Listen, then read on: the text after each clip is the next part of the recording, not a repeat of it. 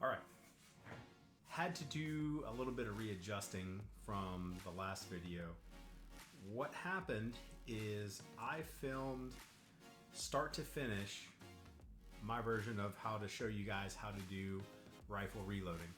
And that's from taking your initial brass to setting up the die to prepping the brass. So that means sizing it, chamfer, deburring the case mouth, and then putting a primer in, and then weighing out your powder, and then setting up the sizing die, and then also transitioning over and setting up the seating die and showing you how to do that, and walking through everything. The video was just really long, and I asked if it was more beneficial to y'all if it would be just one really long video or multiple short ones, and so that's what I'm going to do. So the content's all filmed, but I am going to break it up in small chunks. I'm trying to keep it somewhere between 15 and 20 minutes in a video. So this video, what you're going to see right here, is going to be the initial setup of loading, and that's going to be we're going to be working with brand new brass, Starline 223 brass. So what you don't have to do is you don't have to clean it because it's already brand new. So what we're going to go through in this is I'm going to show you the brass, and I am going to show you how to set up the sizing die, and then we're going to go through how to prep the brass. You still need to prep brand new brass, just like if it was once fire brass. So we're going to run it through a sizing die after we set it up. And then you're also going to look at the case mouth and how to prep it with a chamfer and deburr. And that's pretty much where we're going to leave this one. And then I'll move on to the next one, which will show how to prime the brass using the onboard priming on the RCBS rock chucker. And then also the RCBS auto priming tool, their bench mounted auto priming tool. I'm going to show that, and it shows the pros and cons to using both. I'll make that one video. I may or may add powder to that, don't know. And then the final video on that one is going to be the seating process and how to set up the seating die and then actually seating the projectiles. And that's going to be just a kind of broken up projection of how we're going to do everything. Hopefully you guys like it. Please leave some feedback down if that's what you were looking for. And I'll do the same. If that's what y'all want, then I'll do the same thing with pistol.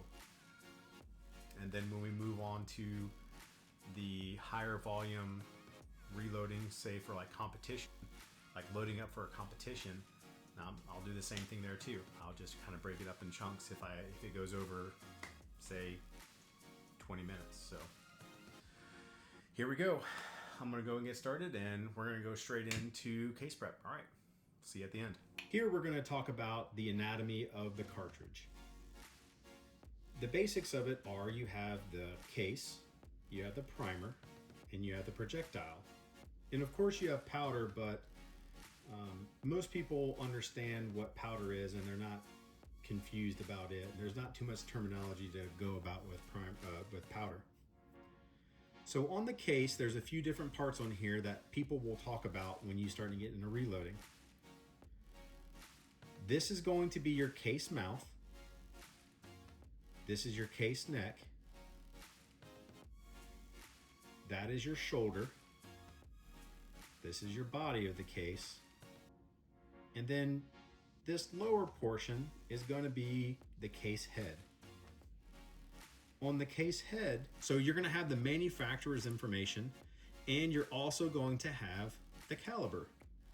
So in this particular case, this is going to be a piece of Starline 223 Remington brass. This hole and void right here is what they call the primer pocket. The primer has two sides, right? The part that you see right here, that's the part that is exposed, and when it goes in the primer pocket, that's the part that you see. That's the part that the firing pin will strike, and it ignites the priming compound in here, and then which ignites the powder, which pushes the projectile down the barrel. The part that you see in the primer right here is called the anvil. There's three types of projectiles that are out there. There's practice and plinking rounds. There's hunting rounds, which I don't have any out here because we're not really dealing with that right now in this type of reloading. But in a way, they would be very similar to this match style bullet. And in that way, I mean that it's a specialized projectile that has a specialized purpose. Then you have match grade bullets. And for this series of reloading, we're going to be talking about competition reloading, and that's really what we're going to be talking about. Practice or plinking ammo, and then match grade ammo. So why would you use one or the other? So plinking ammo is going to be a more cost-effective option. So when you're training, you would use a full metal jacket bullet. And when you need precision and a higher grade of accuracy, you would move up to a match grade bullet. This particular bullet is a Sierra 77 grain. Now what you're going to see is HPBT, and that stands for hollow point boat tail. Let's go through the different parts of the projectile, right? We're going to go tip to butt. So on a full metal jacket, what that means is that the whole projectile has a copper jacket, and that's a more price effective way of producing a projectile. So that price savings would go on to you. And what you see here is that this is what they call, like you would call it like the point end of the bullet, but that's actually called the me-plat. Moving from there, the part that's arching and that's curved, that's called the ogive. When you get to here, this is called the cannelure. Now that cannelure is made so you can actually crimp the case mouth into the cannelure. And the reason why you would want to do that is so that the projectile won't move inside the case under recoil. And what you're doing is you're increasing the neck tension. So here again, that's your neck. And when you size this brass, you are creating a certain amount of neck tension. Ideally, what you're trying to do is you're trying to size that neck so where it creates 2 to 3 thousandths neck tension on the projectile. And what that does is that's basically what holds the projectile in place. If you're concerned that that projectile doesn't have enough neck tension, what you can do is you can crimp that case mouth into the cannelure, and that gives you just a little bit more insurance that that projectile won't move. At the back end, you're going to see there's two back ends that you'll have on a projectile: a flat base or a boat tail. A flat base is exactly what it sounds like. It would come out to a 90-degree angle and be flat. Both of these are what they call boat tail. It's a little bit easier to see on the Sierra bullet. That's that little bit of curve that's on the back end. And what that's doing is that's creating a more aerodynamic projectile. And that basically allows it to fly in the air a little bit easier. Now, moving to the match grade bullet, again, it's called a hollow point boat tail. So again, we see that there's a boat tail, and you'll notice that this is a much longer projectile. So the reason why you have a much longer projectile, one, is because it's a heavier projectile. This is 55, this is 77. You have more mass, so typically you're gonna have a larger bullet. Now, you do have a little bit of a cavity up here in the me-plat of a match grade bullet. And yes, technically it is called a hollow point boat tail, and that hollow point in there is not made to expand like you would see in a defensive handgun hollow point. That cavity right there is just a byproduct of how they make match grade bullets when they put this jacket around the lead core. So for anybody that thinks that you can use match grade bullets in place of an expanding bullet, if that's what you're trying to do, it's not designed to do that, and it won't necessarily do that at all. That is the basics of, we'll call it the anatomy of a round. All right, what we're gonna do now is we're gonna go ahead and lubricate the cases, and I am using my homemade lanolin alcohol mix. It's 9 parts alcohol to 1 part lanolin, and I make my own because it's sterile and I like the taste. Once the alcohol flashes off, I find that the lanolin-based lubricant does a pretty good job. I'm happy with the outcome on that. What I like doing is I like spraying it when it's in the upright position like this, so I can get some of it into the case necks. So when I go to size it, on the inside of the case neck actually gives less friction and it sizes a little bit easier for me. So just right here, I just give it a couple of spritz, both directions, and what that does is that just kind of gives a good mixture on the cases. While we're waiting on that to flash, what I'm going to do now is we're going to set up the dies. Because we're working with 223, we're going to go ahead and need the number 10 shell holder. And if you're ever curious, you can always go on their website, or what's nice about their packaging is that it shows some of the more popular calibers that will work with the shell holders. So if you go, so I got this from a local store, and when you go in, you can actually look at what's on the back, and it'll explain just which one you're looking for. So this being the number 10. And what's nice, let's see if we can get this on camera. What's nice is on here, they actually label it so you'll know which one is which. Raise the RAM slightly. I put the shell holder off just to the side because that's where I'm moving it in and out. So what we're gonna do is we're gonna set up your sizing die. And in your sizing die, you're gonna see that there's a pin sticking out, and that's called your decapping pin. And this top part is the stem, and what that has is the housing that holds your decapping pin that goes into what this part right here, and that is actually screwed into the stem here, and that holds tension to the decapping pin.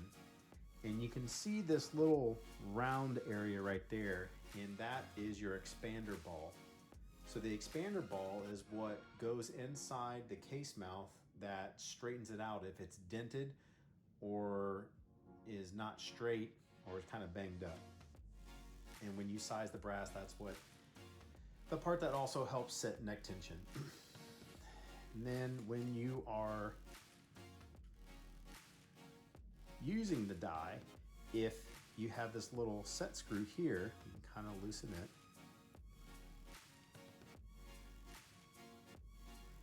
And you can actually, by unscrewing this out and screwing it in, you can actually set the depth of your decapping pin. Ideally, you're trying to go for about 1/8 of an inch or so. And how you want to set this up is on your press. This is your handle. You're going to pull the handle down, and it's going to raise what they call the ram. With the ram all the way in the up position, you're going to start screwing down your die.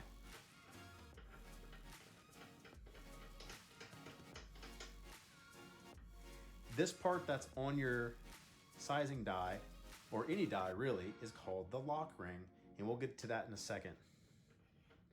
You're gonna screw the die down until it touches the top of the ram, okay? And you don't need to screw it down hard, you're just screwing it down until it stops. Now, RCBS recommends that you're going to set for what they call cam over. And cam over is the mechanical part in the arm where you actually are applying just a little bit more force, and you're going to feel a camming action in the legs. And what that's doing is that's applying, you're making sure you're getting the proper amount of force when you're seating the brass in the die. And the way you set up cam over is you lower the ram just slightly, and you turn it about 1/8 of an inch more, right? And when you go to press or lower the arm all the way down and watch the legs, you're going to have just a slight, and it'll catch. And you'll feel it just kind of move right there, and that's called cam over. Now, the way you want to properly set this up is you want to put a piece of brass in, and when you tighten down the lock ring, you want to have a piece of brass inside the die because the threads on the die are pretty coarse. What you do is when you put the piece of brass inside the die, it centers the die, and so at that point you can lock it down and the die is set up in the most centered position. Now what I'm going to do is I have a lube piece of brass that has a spent primer in it, and what I'm going to do is I'm going to put it in the shell holder. I am going to raise it up, and what I'm looking for are two different things. I'm going to check to see if the decapping pin is long enough to kick the primer out, and I'm also going to check it to see that it's sizing the brass properly with a case gauge. So let's go ahead and kick that in. All right, I heard the piece of brass get kicked out.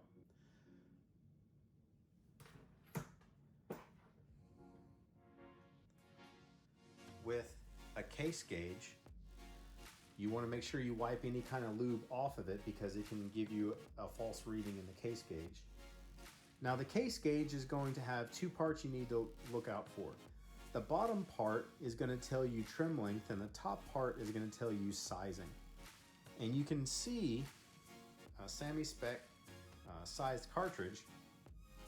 That is the maximum headspace, and then that's going to be the minimum headspace. So what we want to do is we want to be on the minimum. So the way I always do it is you can look at it. You can also run your finger in the groove, right? And it might be a little hard to see on camera here. I'm trying to get it to focus, right? But I can tell that that piece of brass is sized. So what we're gonna do is I'm gonna run that piece of brass back up because I know that's the proper depth for the die, and I'm gonna run the lock ring down and I'm gonna tighten it. That is, and now what you can also do is when you have this lock ring, you can take an Allen wrench, and when you spin it to where it needs to be, you can spin that screw in and it'll set the lock ring on where it needs to be. And when you do that, you can unscrew the die and screw it back, and it'll have a pre-positioned depth, and it'll go back to the last time you set it. I know this is virgin brass and it's never been fired, but in shipping, you can get some out of round mouths, dings, and things of that nature. So what you want to do, even with brand new unfired brass, is you're going to want to size this brass. And what that's going to do is you're not necessarily worried about the headspace, but what we're doing is we're putting that expander ball inside the case mouth, and that's making sure that everything is sized as round as possible and getting it as perfect as possible. Because in shipping, things happen, and it's just gonna get dinged up no matter what. So now what I'm gonna do is I'm gonna size all of this. And what's nice about having a large block for me is that I have 100 pieces of brass here, and I can take this 100 and move it over here to this other 100 side, and it lets me move from one side to the next. I kind of like it like that, but they also sell blocks in 50 round pieces as well. It's up to you.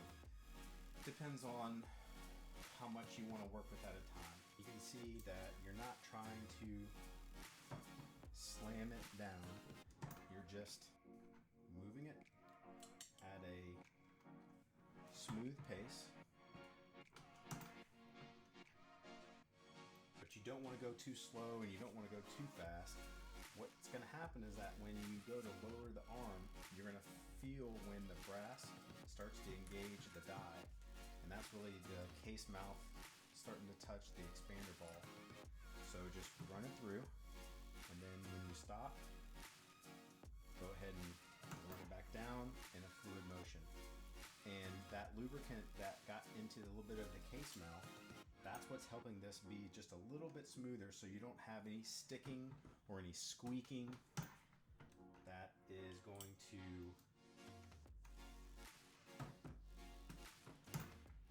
make the sizing process annoying.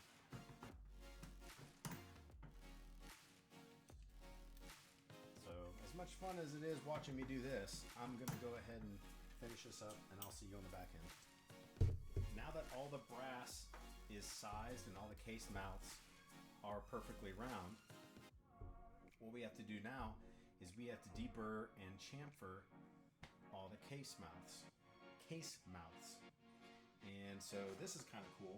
I got this from my father-in-law. This is an older RCBS case prep center. They've come out with other ones more updated from this since then, but I thought it was kind of cool to kind of show you something that try and keep it all RCBS related, and thought this was kind of cool. Got it from my father-in-law, and I kind of want to use it. So, and if you hear some crazy lady screaming in the background, that's Blair watching the College World Series because LSU made it and it's in the finals playing against Florida. So that's that.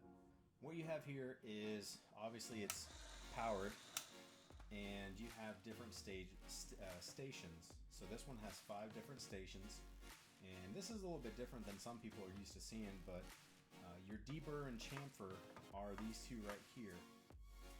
And what that's doing, and I'll kind of show you. So the deburr and chamfer, right? And what that's doing is you have your case right here, right? And if you trim your case, that means that you're going to have a really rough and kind of flattened edge on the case mouth. And when you go to seat a bullet on the case mouth, then it's going to deform the actual bullet and shave some of the copper off. So what you want to do is deburr and chamfer, and that's basically just going to take the rough edge on the outside off, and it's going to taper the inside. And what that looks like is you just take a little bit off on the inside right there.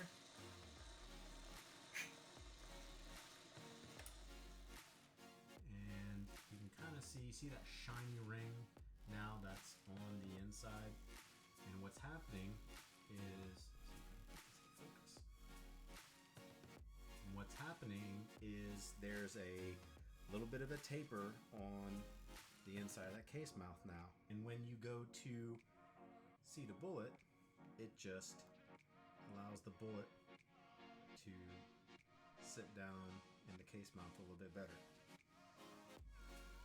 And that's the purpose of it. So really, this is going to come into play when we start trimming case mouths, and that's going to be dealing with fired brass. But for right now, with virgin brass, we don't have to worry about trimming it. We just need to clean up the case mouth and prep for bullet seating. So just to give you an idea of what more kind of a modern style looks like, this is what they would call like a VLD style case deburr, and then that's going to be, I guess, just a more modern style chamfer.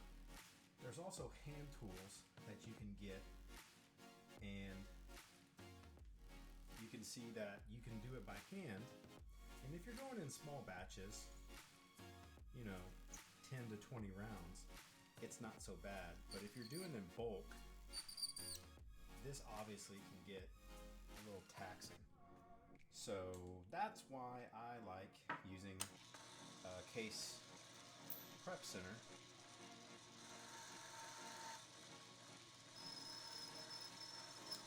And it's just less stressful on your hand.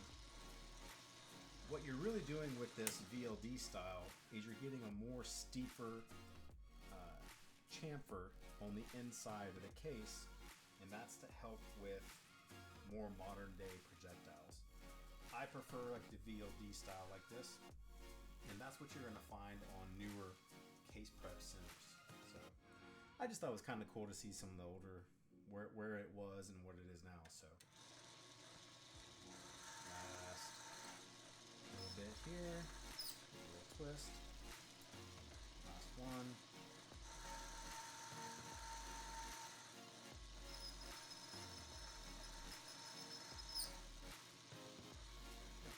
There we go. Okay, so now we have finished the brass prep in essence. So what we just looked at was taking your new brass, that new Starline brass, and running it through the sizing die, addressing the case mouth by using a chamfer and deburrer tool, and get everything prepped and ready. The next video, what we're going to do is we're going to go into the priming, and that's going to be some onboard priming on the rock chucker, and then also the faster method on the bench mounted auto priming tool. And again, I'll see how time wise, if it looks good, we might throw powder charge into that video. So we'll just make this like a 3 video series, or I may give the powder charge its own video because there's a lot going on in the RCBS Charge Master and Match Master. So it may get its own video, just kind of go through everything on it. Thanks for watching, and as always, like, subscribe, and if you have any questions or comments, just leave them down below, and we will see you on the next one. All right, thanks for watching. See you at the range.